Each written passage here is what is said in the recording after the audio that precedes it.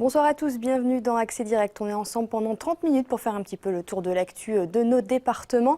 On est derrière votre écran de télé, mais aussi derrière vos écrans d'ordinateur et de téléphone. Alors n'hésitez pas à réagir avec le hashtag Accès Direct sur Facebook, par exemple, si vous voulez poser vos questions à nos invités. N'hésitez pas, il y a beaucoup de choses à dire ce soir au programme, puisque le commandant du PGHM de Chamonix, Stéphane Bozon, sera avec nous pour parler entre autres des 60 ans du PGHM. Seb viendra nous parler de sa série de la semaine sur les innovations et en même temps, il nous parlera de sa page des Jeux Olympiques. Et puis enfin, nous ferons du sport avec Théo Robert de Fambrider. On va se préparer au ski. Les vacances arrivent, il faut donc se préparer les jambes. Mais avant les titres du JT, bonsoir Fanette. Bonsoir Pauline. Alors on commence, est-ce que c'est la fin du cinéma en station ? En tout cas, on est en droit de se poser la question. Ils sont en fait de plus en plus rares en station, ces cinémas. Donc c'est Emmanuel Jaude qui s'est intéressé à la question aujourd'hui. Il a été faire un tour du côté de Bourg-Saint-Maurice, les Arcs Val d'Isère. Voilà, il a un peu sillonné. Et puis on parlera de la série de Seb. Voilà, la série de Seb. Et ce soir, on va s'intéresser à un inventeur qui est installé à Marigné, donc dans la vallée de l'Arve, et qui était à San Francisco pour le salon, le fameux CES. Voilà. À Las Vegas. Et donc, il a inventé un casque audio autonome et connecté. En gros, plus besoin de téléphone, on pourra tout faire directement depuis le casque, si j'ai bien compris. Donc, on verra ça tout à l'heure avec Seb. C'est génial la technologie. C'est ça, on n'arrête pas le progrès. Et puis la revue de presse, comme chaque soir, on commence avec la variabilité des forfaits de ski. Voilà, c'est une véritable stratégie. Alors, en fonction des pays, différentes stratégies. Donc, c'est un article de nos confrères des Échos. Alors, les professionnels de la montagne suisse ont, eux, décidé de complètement casser les prix des forfaits annuels. Donc, ils ont pris cette décision après un net recul de la fréquentation depuis 2011, presque 20% en moins pour les stations. Donc, 26 stations ont décidé de complètement casser les prix des forfaits saison. Et visiblement, ça marche. Mais côté français, on se montre moyen convaincu. C'est un jeu de vase communicant avec destruction de valeur, analyse Laurent Reynaud, qui est le délégué général des domaines skiables de France. Donc, en France, on préfère faire ponctuellement des promotions sur les forfaits journée pour le moment. En tout cas, aux États-Unis, où les forfaits ont explosé ces dernières années, c'est à plus de $100 la journée ski. Par contre, ils ont fait des grosses promos, notamment aussi sur les forfaits saison. Et manifestement, pareil, ça marche. Il y a plus de 50% des skieurs qui payent jamais un forfait plein pot. Donc voilà, c'est un article assez complet et assez intéressant. Et puis une image insolite. Une image insolite, voilà, c'est un chalet sous cette neige. Donc ce sont les chalets de Doron qui sont juste en dessous de la Pointe Percée. Ça a été publié par le site Météo Alpes sur Facebook. Il est situé à seulement 1495 mètres d'altitude, donc ça montre bien les quantités de neige. Alors Thierry nous annonce des nouvelles chutes de neige à partir de demain soir au-dessus de 2000 mètres. Donc ça va continuer, il faut regarder la météo après le JT pour le point complet. Et on est gâtés cette année. Ça n'arrête pas. Et puis toi, on parlait des cinémas en station. Alors les salles, je ne sais pas, mais en tout cas, il y a des beaux lieux de tournage. Oui, c'est le dernier chapitre de Belle et Sébastien qui est sorti aujourd'hui, ce 14 février, au cinéma. Il a été tourné comme les deux autres en Haute-Maurienne. Alors la vallée, forcément, attend des retombées économiques après ce film. Pour la région, c'est forcément un plus. Des centaines de touristes viennent chaque année dans le hameau d'Écho à Bonneval ou encore à Bessan pour visiter les lieux de tournage.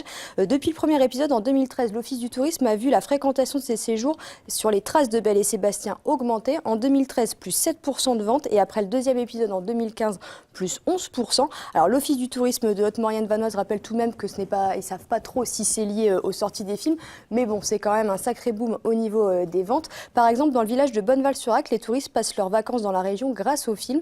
Nos confrères de France Bleu ont recueilli un témoignage, c'est Tania et sa mère. Elle dit « Ma mère a vu le village dans le film, elle a tout de suite loué un chalet, ça fait 3 ans qu'on y vient maintenant. » Comme quoi, le cinéma, ça peut nous ramener des touristes et puis c'est plutôt sympa. Et puis c'est plutôt sympa, il paraît qu'il n'est pas trop mal ce troisième volet. Et puis on termine cette revue de presse avec une lettre émouvante. Oui, celle de la mère de David Poisson, le skieur français mort au mois de novembre dernier lors d'un entraînement au Canada. Il était âgé de 35 ans. Et alors sa mère a écrit une lettre aux skieurs de l'équipe de France qui sont en ce moment aux Jeux Olympiques. Elle dit « Mon plus grand souhait aujourd'hui, c'est que là-bas en Corée, les frangins de David collectionnent les médailles dans toutes les disciplines. Et vous, les gros qui vous élancerez dans quelques heures pour la descente olympique, sachez que pour moi, vous avez avez déjà remporté la plus belle des médailles, celle du courage et de l'amour, en reprenant le départ d'une course peu de temps après que votre caillou, c'était le surnom de David Poisson, vous a quitté. Elle est d'or comme mon amour pour vous. Et elle termine en disant: j'ai glissé un petit caillou en forme de cœur dans la poche d'un petit poussé slalomeur avant qu'il parte à Pyeongchang courir les Jeux. Alors elle ne donne pas le nom de cet athlète, mais elle dit qu'il le laissera quelque part là-bas, choisira un bel endroit, le but étant qu'un maximum de cailloux partout dans le monde nous montre le chemin pour demain. Voilà, une belle lettre émouvante, et on pense bien évidemment à David Poisson qui aurait pu participer à ces Jeux olympiques. Émouvant. Émouvant. Merci Vanette, à Merci. tout à l'heure. Et puis on place à notre première invité, je reçois Stéphane Bozo, commandant du PGHM de Chamonix.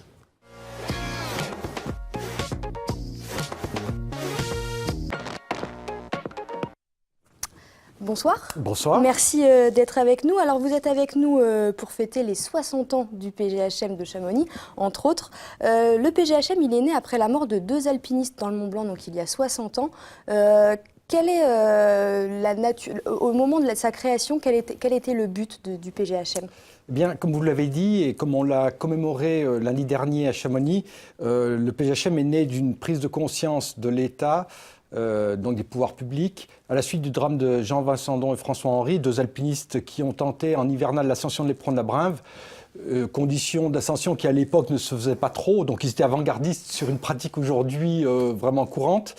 Et si on peut dire l'échec de ce secours qui est né, je dirais, peut-être d'un manque de coordination et puis aussi de moyens qui à l'époque n'étaient pas ceux d'aujourd'hui. On a toujours cette image de Paris Match, de cet hélicoptère Sikorsky qui s'est crashé. Aujourd'hui, ça ne se produirait pas avec les techniques actuelles et les appareils que l'on dispose aujourd'hui.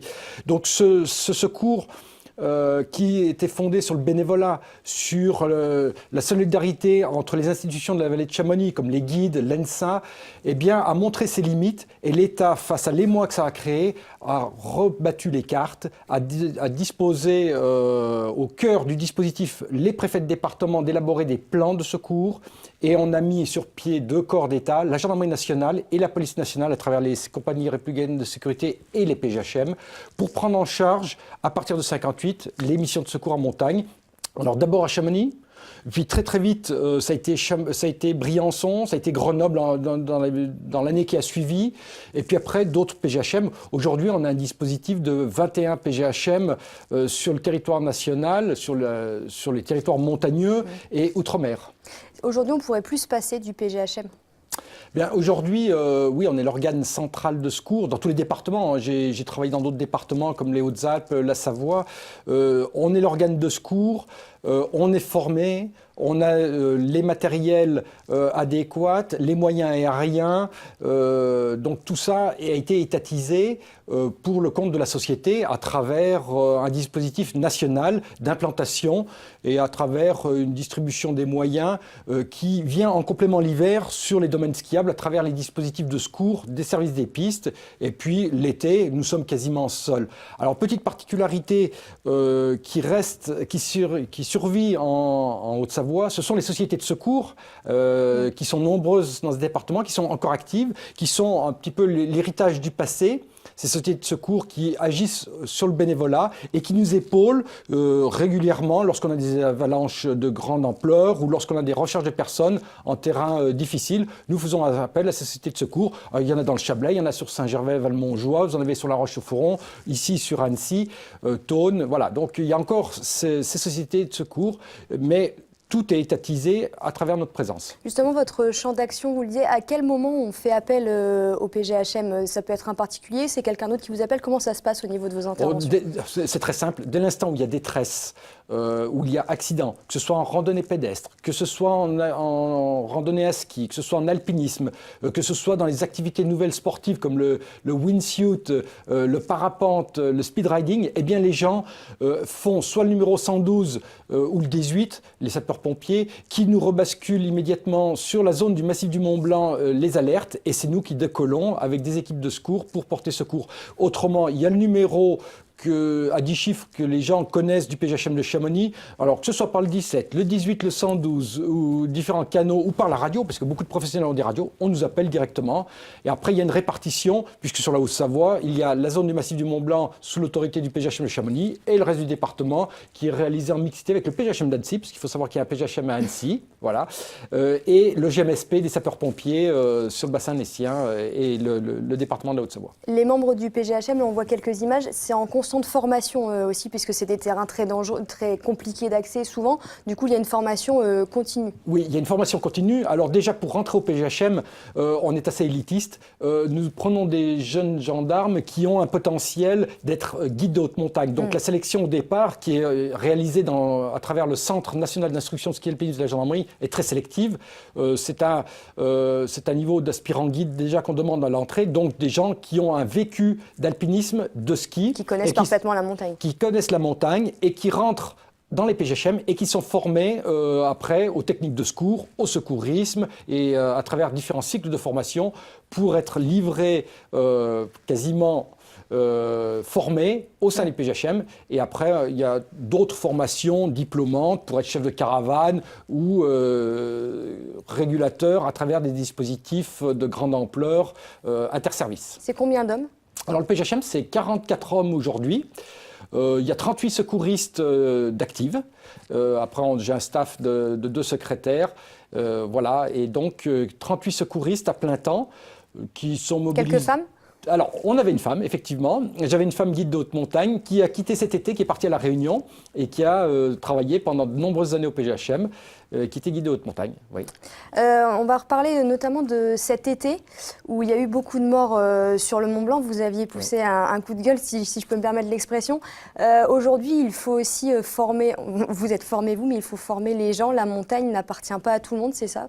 Alors, la montagne, elle est libre d'accès. Elle appartient à qui veut. Elle appartient à tout le monde, mais il faut faire attention. Mais il y a quand même des règles. Effectivement, cet été, on a assisté, vous l'avez relayé, tous les médias l'ont relayé, à cette propension des trailers à venir sur un terrain de haute montagne, d'alpinisme. Et puis, on a eu 2 drames qui sont malheureux. Vous le savez, ce sont 2 personnes qui ont dévissé en chaussures de sport. Alors, je ne vais pas nommer une marque parce que j'ai l'habitude de dire en Adidas, mais voilà, qui ont dévissé en chaussures de sport.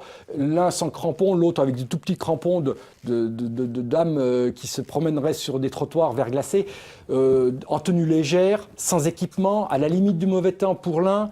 Non, ce n'était pas raisonnable. Et donc, ces gens-là se sont aventurés sur un terrain d'alpinisme, et quand je dis d'alpinisme, c'est avec du grand A, sans connaissance, sans formation, sans avoir fait de l'alpinisme et un apprentissage. Il faut faire une loi, par exemple, aujourd'hui, Jean-Marc Peillac en a beaucoup parlé, c'est compliqué. Je serais mal à l'aise d'aller sur ce terrain parce que moi, il ne m'appartient pas, je n'ai pas ce pouvoir réglementaire. Moi, je suis là pour faire appliquer des lois, pour faire de la prévention.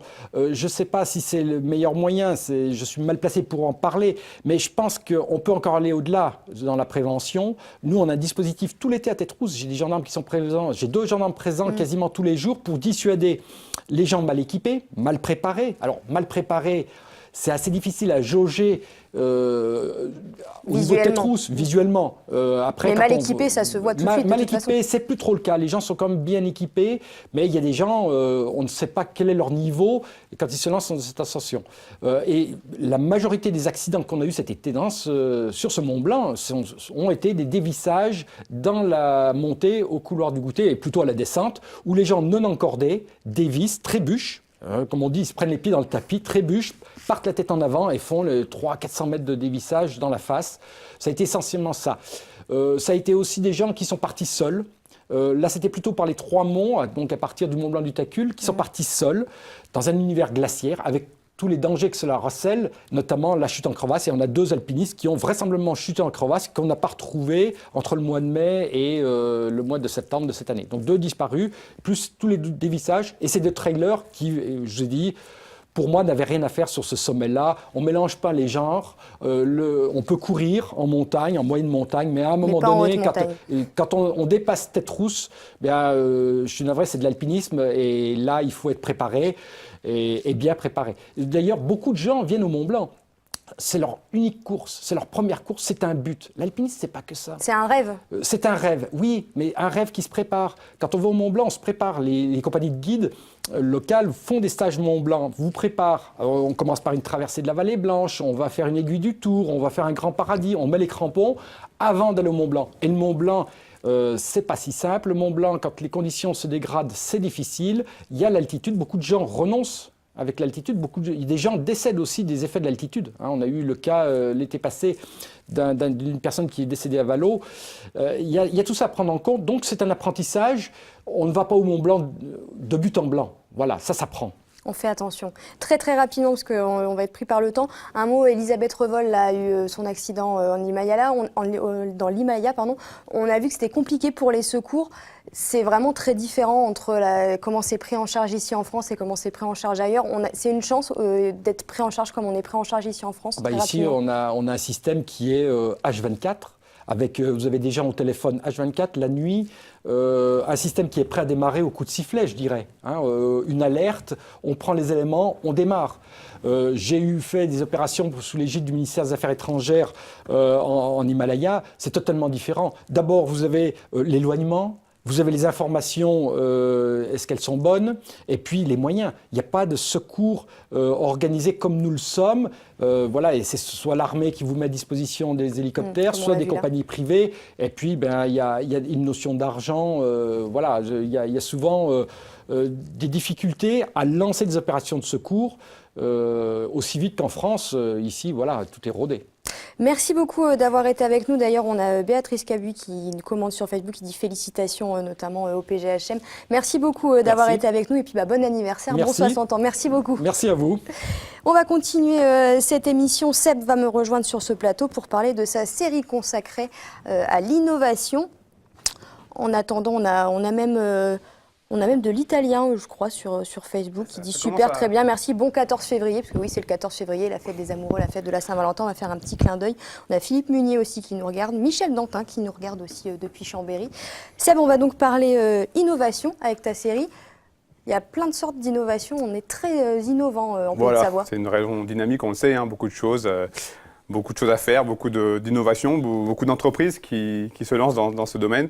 Et puis j'ai choisi un petit peu cette série un petit peu par hasard, mais en fait je me suis rendu compte qu'il y avait un lien entre notamment les deux premiers sujets, puisque hier dans le JT est passé le premier épisode sur la société Elite. Ceinture anti-chute. Une ceinture anti-chute, anti-fracture du col du fémur. C'est une société qui s'appelle Elite, qui est basée à Dijon et à Annecy. Le bureau d'études est à Annecy. Et cette société a participé au CES, le plus grand salon de l'électronique, des technologies à Las Vegas. Et l'épisode qui passe ce soir sur un casque nouvelle génération, là aussi, Arnaud Perret, l'inventeur, le gérant de cette société, a participé au CES. Alors on va regarder un premier extrait, c'est passé hier et on en reparle juste après. Après les sportifs et ses airbags pour les cavaliers, les motards ou encore les skieurs, la société Elite change de braquet. Voici le Hyper, une ceinture anti-fracture du col du fémur, destinée principalement aux personnes âgées. La fracture du col du fémur chez la personne âgée, c'est vraiment un gros problème aujourd'hui. On sait que les conséquences sont très lourdes. Derrière, c'est 3 mois d'hospitalisation, 6 mois de rééducation.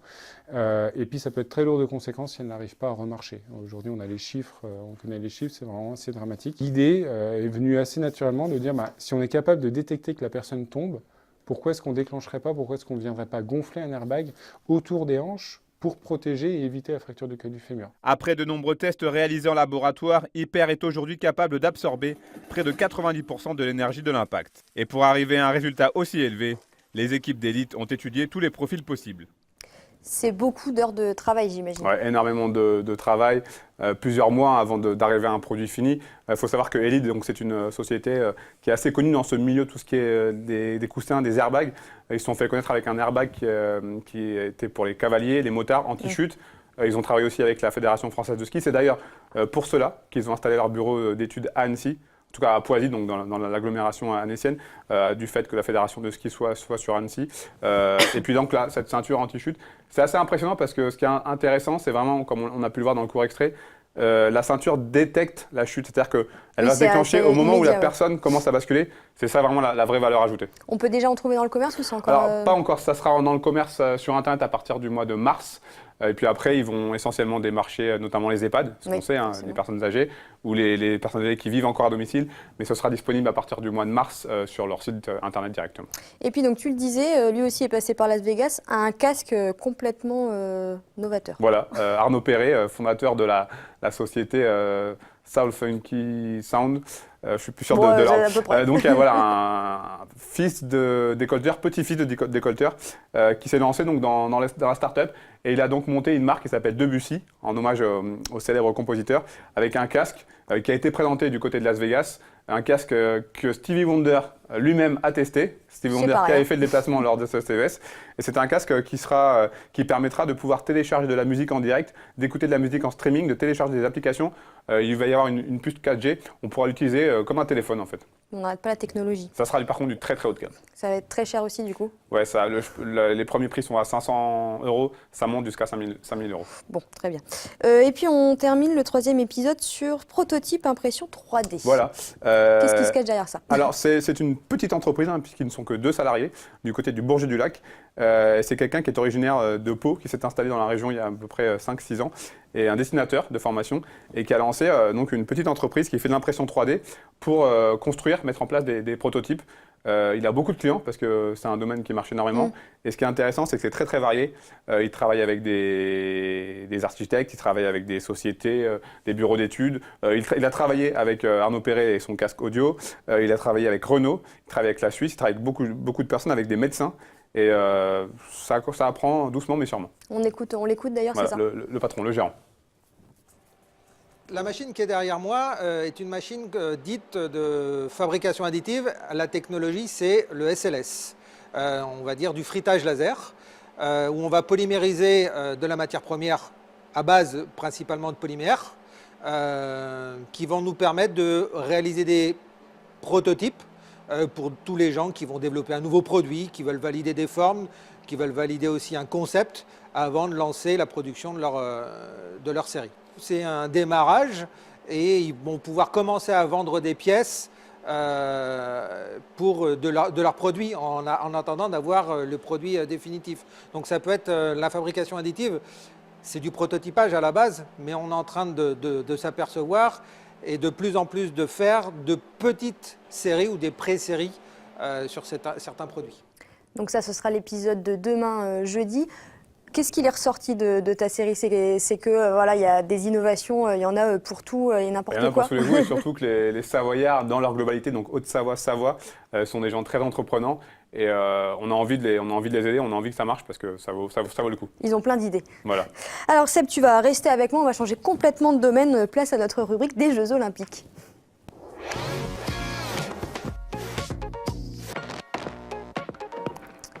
Alors, pas de médaille aujourd'hui. Oui, pas de médaille, une journée tronquée hein, pour les amateurs de sport, pour les athlètes, enfin plutôt une soirée, une nuit tronquée, puisque on a eu droit à plusieurs reports, toujours à cause de ces satanées conditions météo, ce vent qui continue de faire des siennes, mais qui devrait se calmer logiquement pour la fin de la semaine. Le soleil devrait revenir du côté de Pyeongchang. C'est d'abord le slalom dames qui n'a donc pas eu lieu. Il est reprogrammé pour vendredi. Même issue pour la course individuelle féminine en biathlon, l'individuel, qui a été reporté encore une fois à cause des fortes rafales de vent et pour des raisons évidentes d'équité sportive.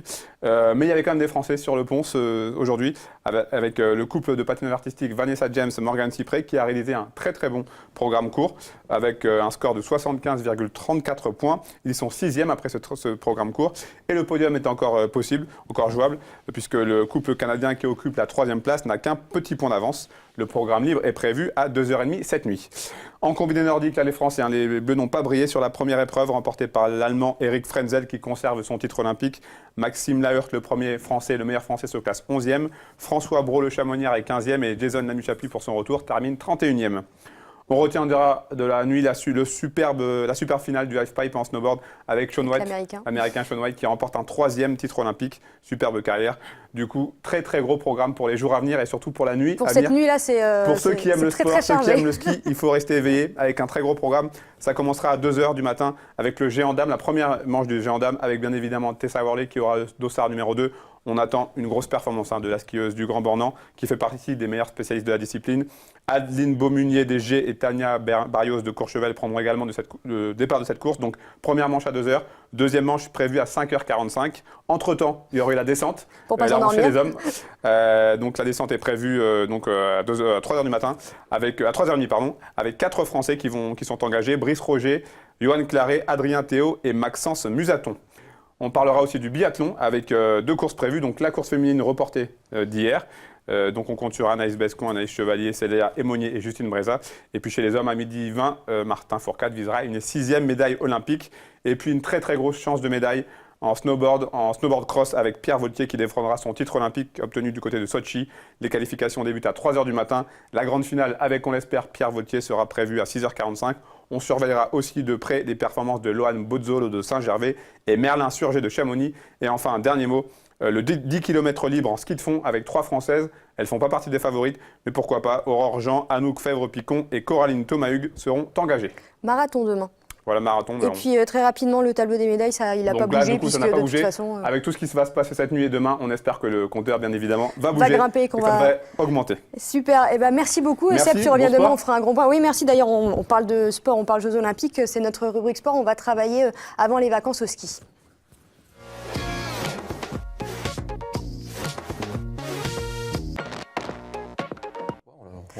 Théo Robert de Formrider bonsoir, est venu me rejoindre. Alors on va donc préparer le ski parce que je sais qu'on a des Picards, des Parisiens qui nous regardent et qui vont venir aux vacances au ski, donc il faut les préparer physiquement. Donc tu as prévu plusieurs exercices. Voilà, donc on va faire On va pousser la table, c'est parti, on va mettre la musique en régie parce qu'on fait du sport en musique. Alors oui, Alors, donc c'est pour préparer un peu le ski, donc, ce qui va être important, c'est le travail sur la ceinture abdominale dans un premier temps, tout ce qui engage les abdominaux. Ensuite, on verra un petit peu le renforcement global du bas du corps, ce qui va être quadriceps, ischio-jambier, fessier, voilà. Et on pourra terminer par un peu de proprioception, un travail d'appui et d'équilibre pour compléter un peu l'entraînement. Pour être sûr d'être bien sur les pieds et de ne pas se blesser surtout. Et de ne pas se blesser, c'est important, ouais. Alors vas-y, c'est parti, premier exercice. Alors, on va démarrer sur un squat. Donc le squat, c'est super simple. On va simplement écarter les pieds largeur de hanche. Ok. Voilà, très bien. Toujours grandir son buste et rester bien gainé au niveau du centre du corps, c'est important. Ouais. Voilà, pour être stable. Et c'est simplement en fait les On fesses descend qui vont descendre vers l'arrière. et vers Avec le bas. les talons toujours posés, c'est ça? C'est ça, le poids de corps, il faut vraiment l'avoir ancré dans les talons. Et donc ça travaille quoi? Alors les muscles moteurs du mouvement, c'est le quadriceps, la partie avant de la cuisse, Ouais. le grand fessier, qui travaille en synergie par rapport au quadri. Et l'arrière de cuisse, c'est vraiment ce qui va être stabilisateur du mouvement. Donc là, ça doit tirer là et derrière. C'est un petit peu ça. Ouais. Donc attention au placement des genoux, D'accord, donc pas là trop comme au-delà ça. de la pointe de pied, voilà, on reste bien Et stable. descend en regardant en face. Un point fixe devant et c'est parfait. Et donc ça, on en fait combien de séries? Alors c'est bien de travailler par rapport à votre niveau, par rapport à votre ressenti. D'accord. Voilà, donc il faut vraiment aller prolonger un peu la série pour avoir vraiment un ressenti optimal. Ça commence à tirer là. Et pour améliorer ça, on peut vraiment descendre légèrement plus bas encore, Ah oui, vraiment augmenter l'amplitude de comme ça. travail. Voilà. Après, c'est parce que ça tire dans le dos avec les oreillettes, donc je Avec descends le pas micro. trop bas pour tout casser, pour pas casser. Ok, donc ça, effectivement, ouais, plus on descend bas, plus ça. Donc c'est un premier plus mouvement ça qui travaille. pourrait renforcer un petit peu le bas du corps et donc aider un petit peu pour la prépa pour le ski. D'accord. Donc ça, donc du coup, tu disais, on fait quoi en termes de séries et on Ouais, fait quoi des tous les 2 séries, jours, tous les. Alors c'est bien d'avoir une base assez régulière, surtout pour quelqu'un qui ne fait pas de sport en particulier. Après ça reste très limité. Pour un débutant, il y aura forcément une progression. D'accord. Après l'étape d'après serait de venir s'entraîner en salle de remise en forme, travailler avec du matériel plus spécifique, d'avoir un peu de charge additionnelle pour avancer plus rapidement. Donc ça, c'est un bon début déjà. C'est un bon début. Alors, Voilà. deuxième exercice. Donc toujours sur le bas du corps, on va simplement écarter largeur de hanche au niveau des pieds. Alors mettez-vous Hop. pas sur le Je vais tapis, sinon on va glisser. Hop, on va tourner le tapis, voilà. Hop, Nickel. on fait un peu le ménage. Donc il faut écarter en fait les pieds largeur de hanche. On fait un grand pas sur l'arrière. La jambe qui est derrière, c'est sur la pointe de pied pour D'accord. avoir le bassin dans l'axe. Nickel. Toujours pareil, son gainage et le buste bien grandi. Et en fait, on veut arriver en position finale, les 2 jambes à 90 et Ah tout oui. le poids de corps vraiment engagé sur la jambe avant. D'accord. Voilà. Donc on est en position initiale. Comme ça. On fléchit les 2 genoux, voilà, et on pousse Ok. dans Et la là, jambe pareil, avant ça pour remonter. Voilà. Et là, ça travaille pareil les cuisses au-dessus. C'est exactement ça, donc quadriceps, l'avant de la cuisse, grand fessier aussi, de la jambe d'appui. On peut écarter un peu plus les pieds largeur de hanche pour être stable. Voilà, ça ira mieux. Hop. Toujours le regard droit devant, Droit devant. Les mains sur les hanches. les mains sur les hanches pour aider. Et on va venir caler sa respiration et souffler, expirer à chaque fois qu'on remonte. D'accord. hop, et on change au feu. Et après, forcément, il faut travailler les deux jambes. ça. On fait la même chose de l'autre Faut côté. équilibrer à gauche et à droite. Donc là, pareil, comme avant, des séries, on fait plusieurs Sous séries. forme de série, voilà. On va chercher un petit ressenti, on prend un petit peu de récupération, on repart. Et ça sera un bon complément par rapport au premier. Et on sent que ça tire.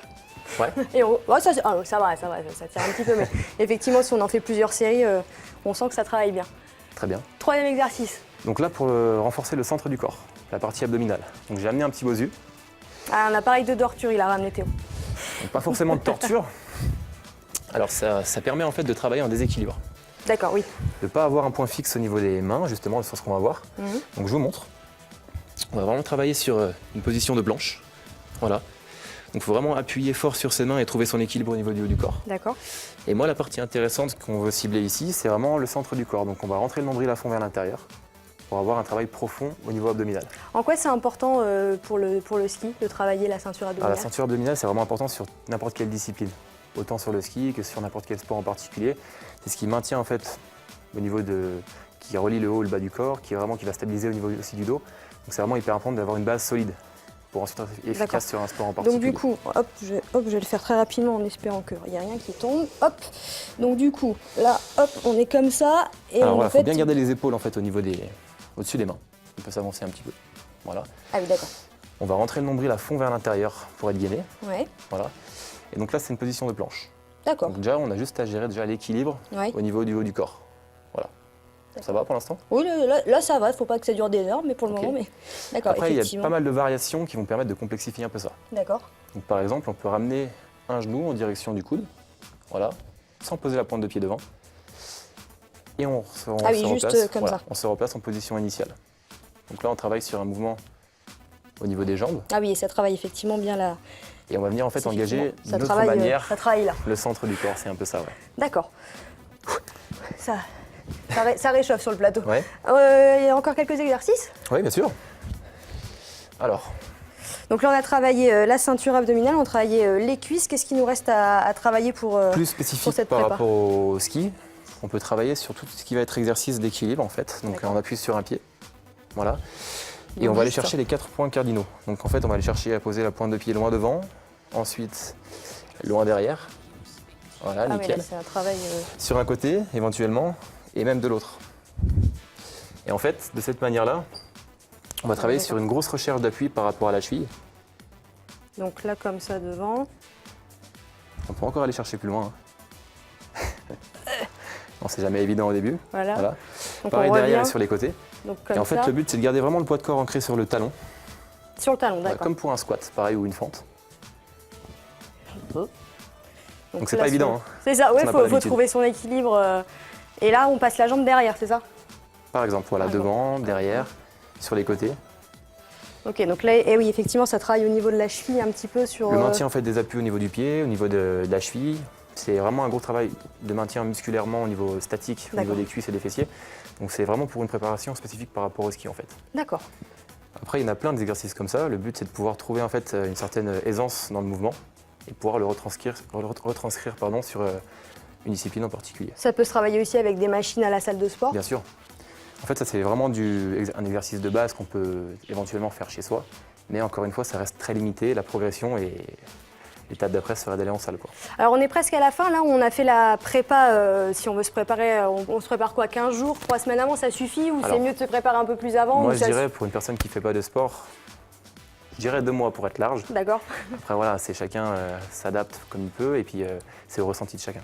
Et surtout ce qui est important aussi, très rapidement, c'est on s'est entraîné avant, mais le jour où on arrive en station au ski, on essaie de faire quand même un petit peu des échauffements, il y a des petits échauffements à faire pour éviter la blessure sur la piste. Encore une on fois, s'échauffe quoi, ça c'est l'idéal, c'est sur le papier. Après, c'est très peu fait. Après, ça évite pas mal de blessures, c'est important de le faire. Pareil pour les étirements à la fin d'une séance de sport ou d'une session de ski. C'est un travail de souplesse qui pourrait forcément aider. D'accord. Voilà. Donc, dans l'idéal, oui. Bon, eh ben, si vous voulez aller au ski, hein, donc n'hésitez pas, on reprend le replay avec Théo et on refait tous ces exercices chez soi. Et puis après l'effort, le réconfort, une fois qu'on a descendu les pistes, on va voir le Génépi quand même parce que... Ah, Génépi, Parce que- carrément. Oh, J'aurais bah dit, oui, j'aurais dit le chocolat chaud. Le moi. chocolat chaud, bon, bah, parce que Théo c'est un sportif et moi moins. Alors un chocolat chaud pour Théo et du Génépi pour moi. Merci beaucoup d'être venu nous Merci faire à vous. ce petit Avec cours plaisir. de sport. Nous c'est déjà la fin de cette émission. Hop, je vais aller chercher mes fiches pour demain. Un programme encore très chargé. Je recevrai Pierre Pili pour son livre Chamonix l'antan. Nous parlerons aussi des 60 ans, je vais me tourner vers la bonne caméra, nous parlerons aussi des 60 ans de l'AOP du Reblochon et enfin la rubrique JO avec de réelles chances de médaille. Seb vous l'a dit tout à l'heure cette nuit. Tout de suite, c'est donc le JT avec Fanette de Buisson. Moi, je vais aller me reposer et puis à demain dès 18 h.